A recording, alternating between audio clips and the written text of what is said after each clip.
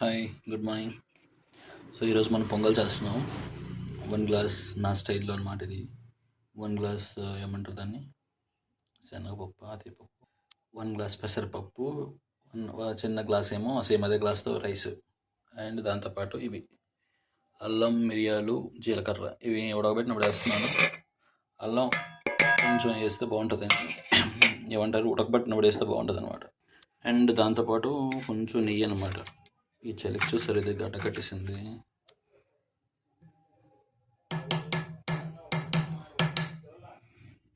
So ఈ నెయ్యి సరిపోద్ది, ఎక్కువైపోద్దా, ఎక్కువైపోయేలా ఉంది, పర్లేదులే.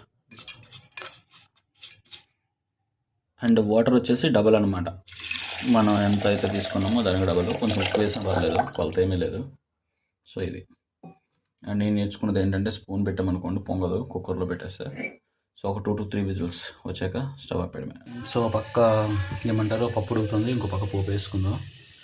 సో పోపుకి ఇవి కావాలన్నమాట, కొంచెం జీడిపప్పు, ఇవి ఏమంటారు ఎల్లుల్లిపాయలు, కొంచెం అల్లం, కొంచెం జీలకర్ర కావాలంటే 2-3 కప్స్. ఫస్ట్ జీలకర్ర, అది కొంచెం జీలకర్ర చిట్లిన తర్వాత మిగతా వేసాయి. నెయ్యి అందులో తక్కువ వేయాలి, అందులో ఎక్కువ వేయాలి, బట్ నేను రివర్స్లో వేసాను, బాగా పనిచేయాలన్నమాట నాకు అప్పుడు. సో పప్పు కోసం ఉడికిపోతుంది. సో ఆ విజిల్స్ కూడా అయిపోయాయి అనమాట. ఇప్పుడు దీన్ని పోపు పెట్టేద్దాం. గోల్డెన్ రూల్ ఏంటంటే, ఇది కానీ మాడిందే టేస్ట్ మారిపోద్ది. సో ఇది అస్సలు మారకూడదు, పర్ఫెక్ట్గా ఉంటేనే టేస్ట్ పర్ఫెక్ట్గా వస్తుంది. టేస్ట్ మొత్తం ఎందుకనే ఉంటుంది అన్నమాట. వెల్లుల్లిపాయలు వేస్తున్నాం కాబట్టి ఇంగు వేయాల్సిన లేదు, వెల్లుల్లిపాయలు వేసుకోకపోతే ఇంగు వేసుకోండి, బాగుంటుంది.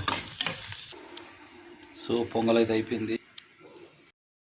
సో పొగలు కక్కుతున్న పొంగల్ రెడీ అయిపోయింది.